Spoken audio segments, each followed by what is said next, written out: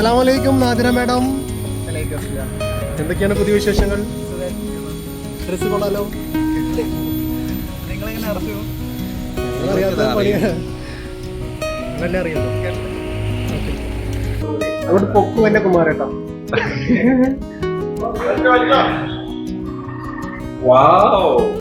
നൈസാ, പൊളി പൊളി പൊളി. കളർ കുടിച്ചിട്ടല്ലോ. നന്നായിട്ട്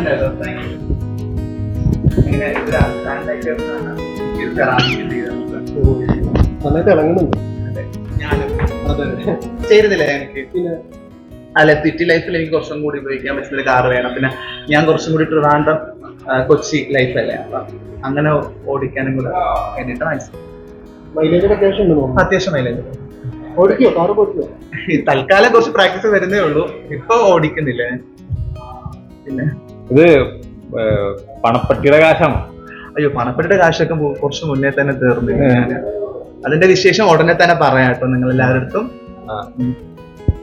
വീട്ടിലെല്ലാവർക്കും ഹാപ്പി ആയോ? കാറൊക്കെ എടുത്ത്, പുതിയ കാറൊക്കെ എടുത്ത് ഇത് അവരെ കാണിക്കണം. ഇപ്പൊ കൊച്ചിയില്ലേ, ട്രിവാൻഡ്രത്ത് പോകുമ്പോഴത്തേക്കും അവരെ കാണിക്കും. എന്ത് പറഞ്ഞു? അവരൊക്കെ ഫോട്ടോ ഇതിന് തൊട്ട് മുമ്പ് എടുത്ത സമയത്ത് ഫോട്ടോ കണ്ടല്ലോ. ഇപ്പൊ സെറാമിക് ചെയ്യാൻ വേണ്ടിട്ട് കൊണ്ടുവന്നു. നല്ല കളറല്ലേ? എന്തുകൊണ്ട് ഈ കാറ് ചൂസ് ചെയ്യാൻ കാരണം? ഒന്ന്, എനിക്ക് സിറ്റി ലൈഫിൽ ഉപയോഗിക്കാൻ പറ്റണം എന്നുള്ളതാണ്. ഇപ്പൊ ഒരു പ്രീമിയം കാർ ഉപയോഗിക്കാനുള്ള ഒരു സിറ്റുവേഷൻ ഇല്ല. മെയിൻറ്റെയിൻ ചെയ്യാൻ കുറച്ച് പ്രയാസം എടുക്കണം. ഇപ്പം വീട് പണിയൊക്കെ നടക്കുന്നതുകൊണ്ട്. അപ്പൊ അതുകൊണ്ട് കുറച്ച് കഴിഞ്ഞിട്ട് ഇഷ്ടപ്പെടുന്ന വാഹനം എടുക്കാന്നുള്ളത്. എന്റെ ഏറ്റവും ഇഷ്ടപ്പെട്ട വാഹനം മിനി കൂപ്പറ. അതെന്തായാലും എടുക്കണേ കുറച്ച് സമയം എടുക്കും എന്നുള്ളതല്ലേ. ഒരു മിനി കൂപ്പർ പ്രതീക്ഷിക്കാവോ? പ്രതീക്ഷിക്കാം. ഉടനെ ഒന്നും ഉണ്ടാവില്ല, കുറച്ച് കഴിഞ്ഞിട്ട് നമുക്ക് എടുക്കാം. ഞാൻ എന്റെ പേരിൽ എടുക്കുന്ന ആദ്യത്തെ കാറ്. ഇതിനു മുമ്പ് എനിക്ക് സ്വന്തമായിട്ട് വണ്ടി കാർ ഉണ്ടായിരുന്നില്ല. ബാപ്പ. ഈ കളറ് ഇഷ്ടപ്പെടാൻ കാരണം എന്താ? കാറിന് ഒരു വെറൈറ്റി ആൾക്കാർ നോക്കണം.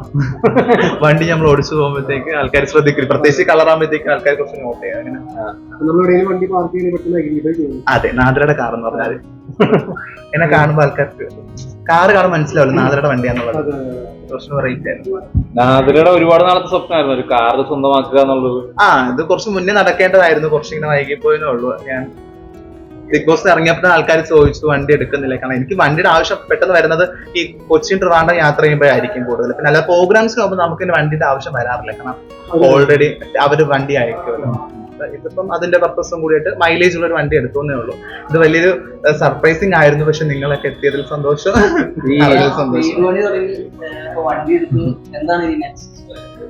ഇനി നെക്സ്റ്റ് നല്ല പ്രൊജക്ട് ചെയ്യുക. വിവാഹമാണെങ്കിൽ ഉടനെയൊന്നും ഇല്ല എന്തായാലും.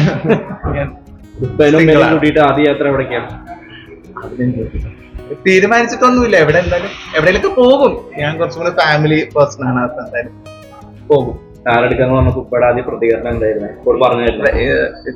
ഇപ്പൊ ഓഫ്കോഴ്സ് കുറച്ചും കൂടി ചിന്തിക്കുന്ന ആളാണ്. ഇപ്പൊ വേണോന്ന് ചോദിച്ചു. കാരണം വീട് പണിയൊക്കെ നടക്കില്ല. അപ്പൊ ഞാൻ പറഞ്ഞില്ലെങ്കിൽ ഇപ്പം എടുത്താലായി. കാരണം ഇനി ചെലവ് കൂട്ടുന്നതിനൊക്കെ നല്ലതല്ലേ. ഈ ബിഗ് ബോസ് അറിയിച്ചായിരുന്നു കാറിന്റെ കാര്യം? ആരോടും പറഞ്ഞില്ല. ഞാൻ പറഞ്ഞു എനിക്കും അറിയാം, ഇവർക്കും അറിയാം. അല്ലാതെ അതെ, ഞാനതാ അത്ഭുതമായിരിക്കും. നിങ്ങൾ അറിഞ്ഞു ഇവിടെ എത്തി എന്നുള്ളത് ഞാൻ നേരത്തെ അറിഞ്ഞു. ഇനി അവര് പറയുമ്പോ അവര് എന്തൊക്കെയായിരിക്കും പറയാ? ശോഭയൊക്കെ ഹാപ്പി ആയിരിക്കുമല്ലോ. എന്നെ ഇഷ്ടപ്പെടുന്നവർ എന്റെ ഒരു അച്ചീവ്മെന്റ് ആകുമ്പോഴത്തേക്ക് അത് ഹാപ്പി ആയിരിക്കും. എന്തുകൊണ്ടാണ് ഈ ഒരു ഷോപ്പ് ചൂസ് ചെയ്തത്? എനിക്കൊന്നും ഏറ്റവും കൂടുതൽ സെലിബ്രിറ്റി എന്റെ കൂടെ കണക്ഷൻ നിൽക്കുന്ന ആൾക്കാർ വിഷ്ണു, ശ്രീശേഖരനൊക്കെ ഇവിടെ നിന്നാണ് സർവീസ് ചെയ്തിട്ടുള്ളത്. അപ്പൊ അതുകൊണ്ട് ഞാനും ഇവിടെ തന്നെ ചെയ്തു. കുറച്ചധികം ആൾക്കാർ ഇവിടെ സർവീസ് ചെയ്തിട്ടുള്ളത്. ഓക്കെ, അപ്പം താങ്ക് യു. ഞാനൊന്ന് കാറൊക്കെ നോക്കട്ടെ.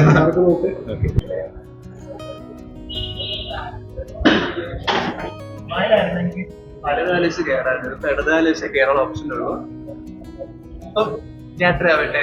ഓക്കെ, അപ്പൊ എന്തായാലും ബൈ.